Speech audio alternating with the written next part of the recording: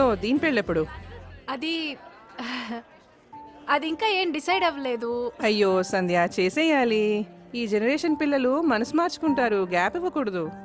గయ్యాళి పిల్లం వస్తే ఫిలాసఫర్ అవుతాడంట నాలాగా. సోక్రటీస్ చెప్పాడు. తర్వాత చేస్తాను రే. ఎక్స్క్యూజ్ మీ, కొంచెం పైకి రండి.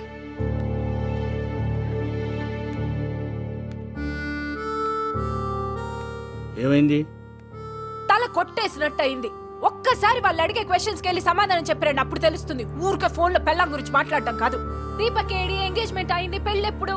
I can't answer those questions. దీపక్ని పెళ్లి చేసుకోవద్దని నేను చెప్పానా? దీపక్తో రిలేషన్ బ్రేక్ చేసుకోమని నేను చెప్పానా? దాని ఇష్టానికి అది చేసింది. ఇందులో నా తప్పేం లేదు. ఎందులో మీ తప్పు లేదు, తప్పంతా నాదే. అసలు ఆ breakup ఏదో నేను మీతో చేసుకున్నాను. నిత్య, ఏదో ఎంగేజ్మెంట్ ఫిక్స్ అయింది కదా, నువ్వు మరొకరిని ఇష్టపడకూడదని రూల్ ఏం లేదు. వాట్? ఏం మాట్లాడుతున్నావు?